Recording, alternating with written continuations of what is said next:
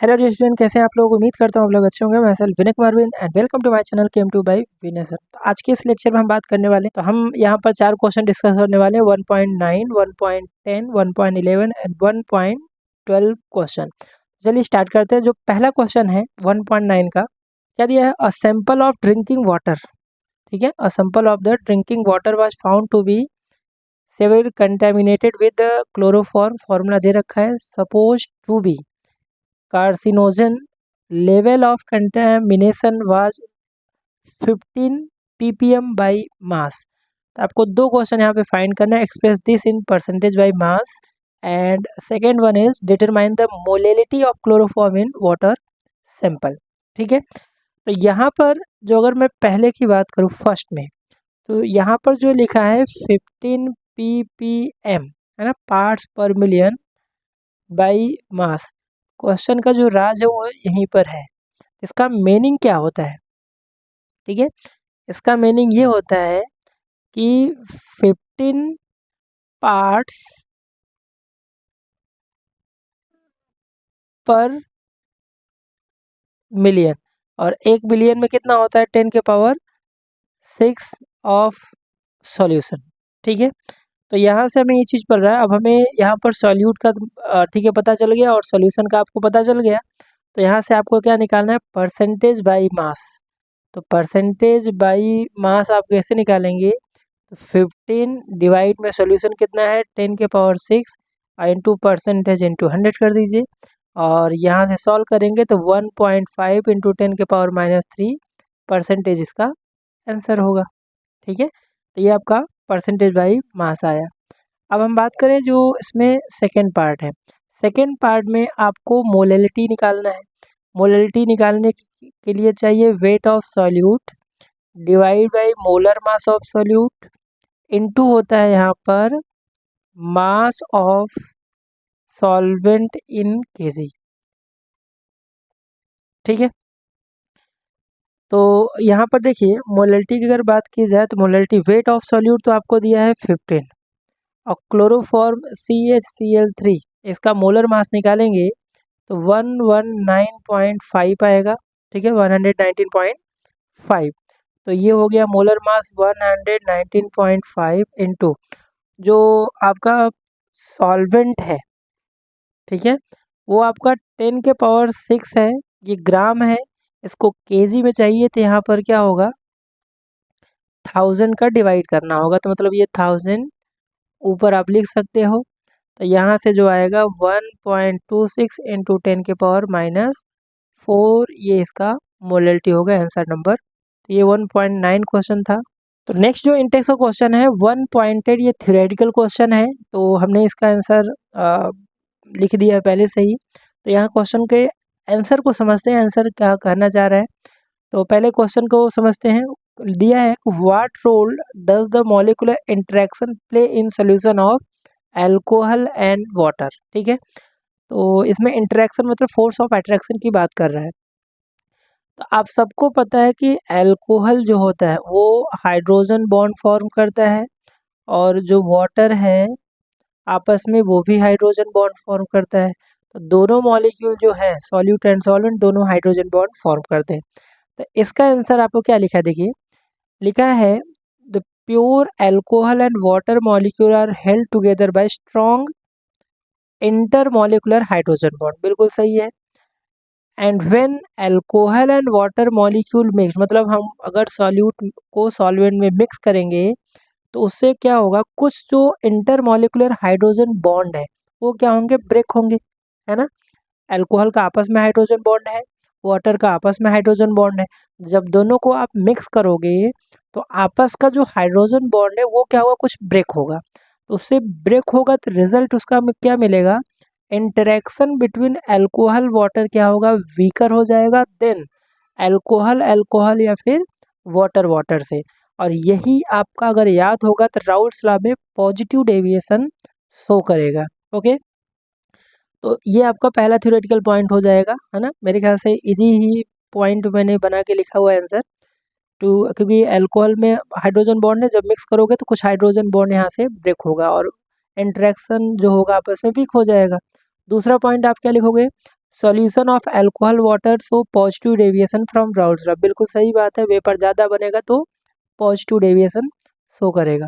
और तीसरा जो पॉइंट है, due to weaker interaction between alcohol water molecule increase vapour pressure of solution which turn lower boiling point of solution. जब water alcohol में hydrogen bond weak हो गया तो ऑब्वियस सी बात है, वेपर ज़्यादा बनेगा तो उसका बॉइलिंग पॉइंट क्या होगा, कम होगा, क्योंकि boiling point inversely proportional to vapour pressure. जब वीकर फोर्स है तो बॉइलिंग पॉइंट कम हो जाएगा, वेपर ज़्यादा बनेगा, दैट मीन्स वो पॉजिटिव डेविएशन शो करेगा। ठीक है, मेरे ख्याल से इसका जो आंसर लिखा है क्लियर हो गया होगा। चलिए आगे बढ़ते हैं। नेक्स्ट जो क्वेश्चन नंबर 1.11 है, वो क्वेश्चन क्या दिया है, why do gases always tend to be less soluble in liquid as the temperature raised. यहाँ पर हेनरी लॉ काम करने वाला है। तो आपने ये पढ़ा हुआ है, K H directly proportional to temperature inversely proportional to solubility.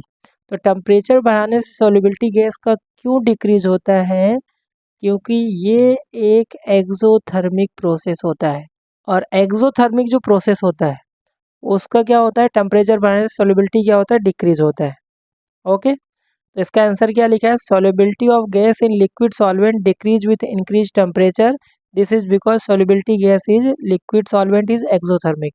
और एक्सोथर्मी में ली चेडियर प्रिंसिपल ने बोला था कि टेम्परेचर बढ़ाने से सॉल्युबिलिटी क्या होगा, डिक्रीज होगा। ओके, तो बात करते हैं एक्सरसाइज क्वेश्चन 1.12 की, जो कि बहुत इंपॉर्टेंट है, हेनरी लॉ है। तो क्वेश्चन क्या है, the state Henry law and mention some important application. ठीक है, तो इस क्वेश्चन का आंसर क्या, सबसे पहला काम आता है स्टेटमेंट। स्टेटमेंट क्या होता है, solubility of gas in liquid directly proportional to pressure of gas.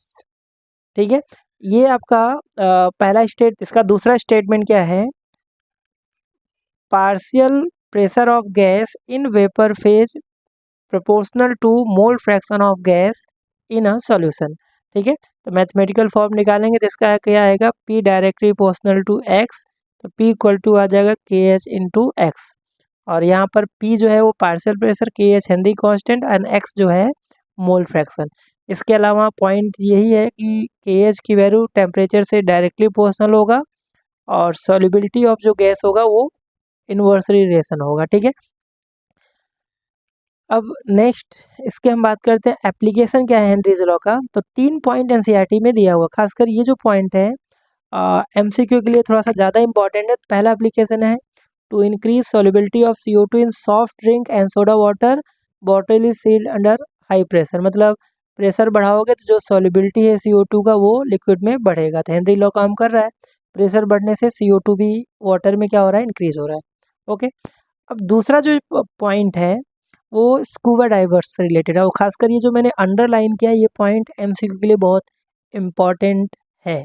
ठीक है, तो सेकेंड एप्लीकेशन क्या है, scuba divers must cope with high concentration of dissolve gas while breathing air at high pressure under water.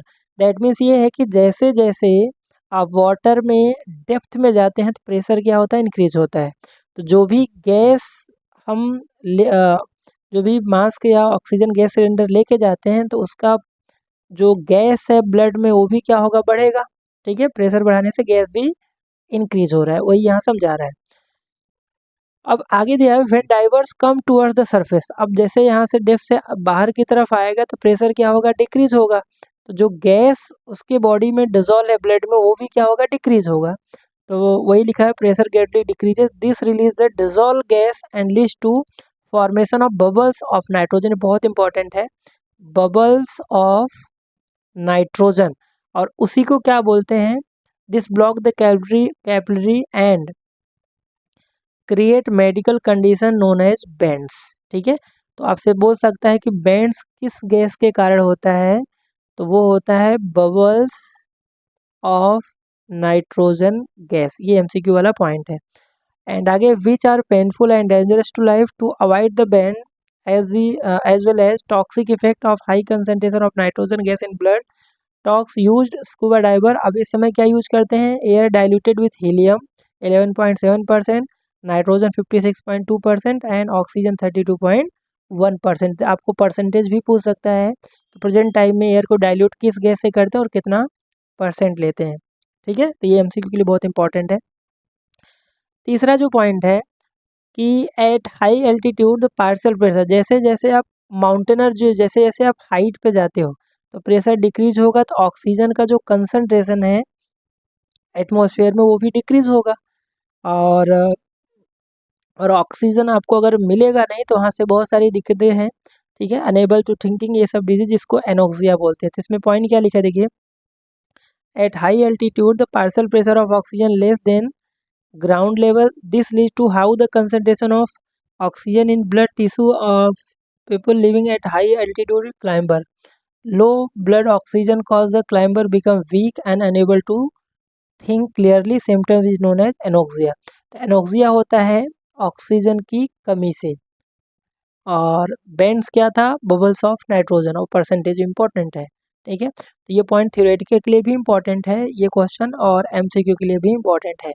और I hope ये तीनों को चारों क्वेश्चन क्लियर होंगे और चैनल पे नए हैं तो चैनल को ज़्यादा से ज़्यादा लाइक से सब्सक्राइब करें।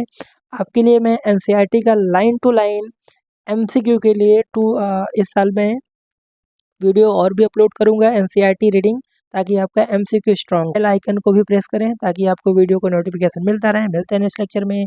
Thank you.